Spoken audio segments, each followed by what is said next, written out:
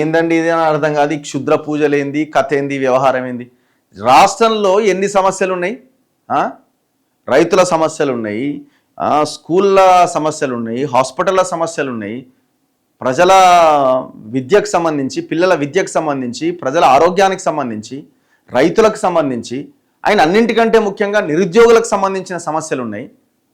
వీటన్నింటి మీద ప్రభుత్వం ఆ పనులు చేయాల్సిన ప్రభుత్వము, ప్రశ్నించాల్సిన ప్రతిపక్షాలు నువ్వు క్షుద్ర పూజలు చేసినావంటే నువ్వు క్షుద్ర పూజలు చేసినావని తిట్టుకుంటున్నారు. ఇప్పుడు ఈ క్షుద్ర పూజల మీద మీకు నమ్మకాలు ఉన్నాయా? ఇప్పుడు మీరు నమ్ముతున్నారా? చెప్పాలి కదా. మరి ఫస్ట్ క్షుద్ర పూజలు ఎవరి మీద చేసిండు మరి హరీష్ రావు? ఈ చర్చ దీని మీదనా పోవాల్సింది? దేని మీద మాట్లాడాలా?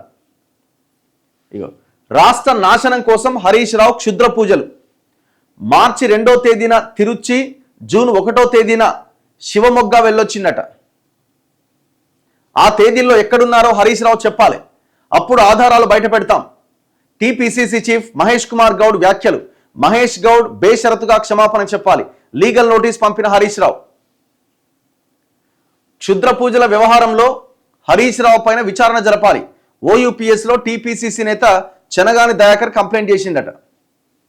ఎక్కడి క్షుద్ర పూజలు, ఎక్కడి కథ? అసలు ఏందో మరి మొత్తం బయట పెట్టుకోరు కదా. మరి క్షుద్ర పూజలు ఏంది, కథ ఏంది?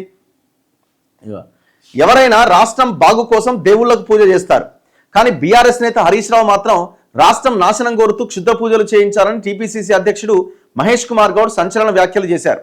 గాంధీ భవన్లో మంగళవారం ఆయన మీడియాతో మాట్లాడారు. రాష్ట్రంలో వర్షాలు పడకుండా కరువు పరిస్థితులు ఏర్పడాలని కోరుతూ హరీష్ రావు మార్చి 2వ తేదీన తిరుచి, జూన్ 1వ తేదీన శివమొగ్గలో క్షుద్ర పూజలు చేశారు. అందుకు ఆధారాలు ఉన్నట్టుగా చెప్పారు. ఇప్పుడు అయితే పాయింట్ ఏంటంటే, ఇప్పుడు క్షుద్ర పూజలు నిజంగానే చేసిండా లేదా అనేది హరీష్ రావు చెప్పాలి. ఆయన అయితే లీగల్ నోటీసు పంపించుకుంటా పోతున్నాడు. మహేష్ గౌడ్ ఏం చెప్పాలంటే, మరి నీకు ఎవరు చెప్పిరు?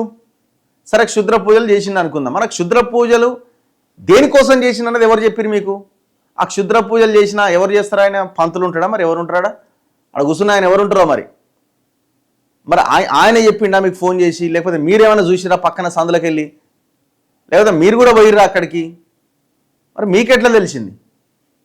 మరి ఆయన కూడా నువ్వు మరి ఎందుకు పోయినావో చెప్పరా? శివమొగ్గ పోయినవాట, తిరుచి పోయినవాట, మార్చి 2వ తేదీన, జూన్ 1వ తేదీన శివమొగ్గ పోయినవాట. ఇప్పుడు కాంగ్రెస్ వాళ్ళకి ఏమన్నా చేసిండా ఏంది మరి?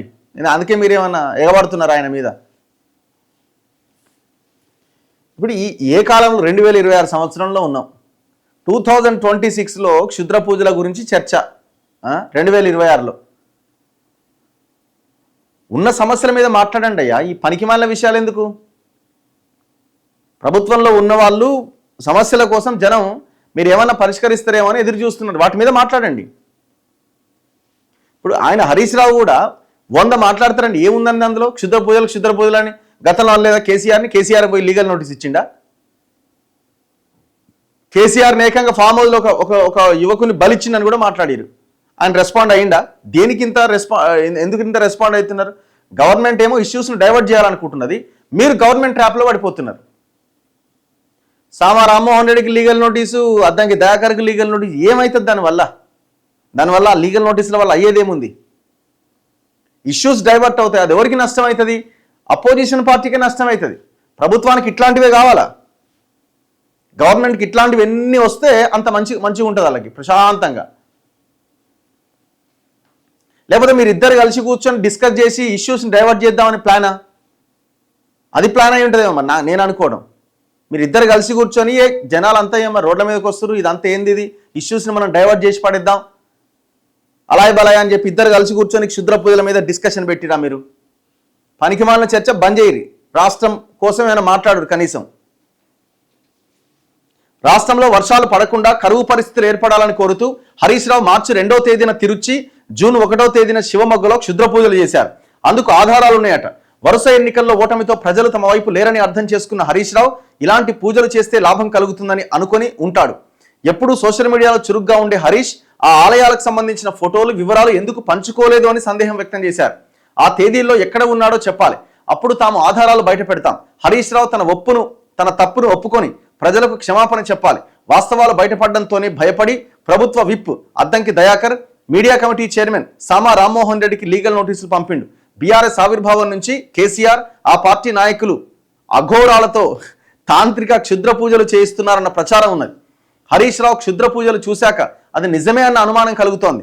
ఉద్యమం సమయంలో హరీష్ రావు అగ్గిపెట్టె నాటకం వల్ల ఎంతో మంది విద్యార్థులు ఆత్మహత్య చేసుకున్నారు.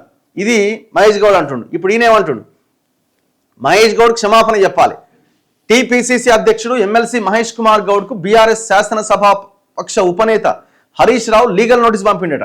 క్షుద్ర పూజలు చేశారంటూ తనపై చేసిన నేరపూరిత వ్యాఖ్యలకు సంబంధించి తన అడ్వకేట్ ద్వారా హరీష్ నోటీసులు పంపిండు. మీడియా, సోషల్ మీడియా వేదికగా దుష్ప్రచారం చేశారు. మహేష్ కుమార్ గౌడ్ బేషరతుగా క్షమాపణ చెప్పాలని డిమాండ్ చేశారు. ఆయన చేసిన తప్పుడు వ్యాఖ్యలను వెంటనే వెనక్కి తీసుకోకపోతే సివిల్, క్రిమినల్, పరువు నష్టం దావా వేస్తాం. ఆధారాలు లేని ఆరోపణలు చేయడం కాంగ్రెస్ నాయకుల మానసిక అసమతుల్యతకు నిదర్శనం. మరోవైపు డైరెక్టర్ ఆఫ్ సెకండరీ హెల్త్ కు పూర్తి స్థాయి కమిషనర్ లేకపోవడంతో తెలంగాణ విద్యా విధాన పరిషత్ పరిస్థితి గాల్లో దీపంలా మారిందని హరీష్ రావు విమర్శించారు. తమ సమస్యలు ప్రభుత్వం దృష్టికి తీసుకెళ్లి పరిష్కారం అయ్యేలా చూడాలని టీవీవీపీ పరిధిలోని వైద్య ఉద్యోగులు మంగళవారం హరీష్ను ఆయన నివాసంలో కలిసిరట. దాని మీద పోరాడు, పోయి ధర్నా చేయి. వాళ్ళేదో క్షుద్ర పూజలని నువ్వు వాళ్ళ ట్రాప్లో పడి లీగల్ నోటీస్ పంపించి ఏమవుతుంది దానివల్ల?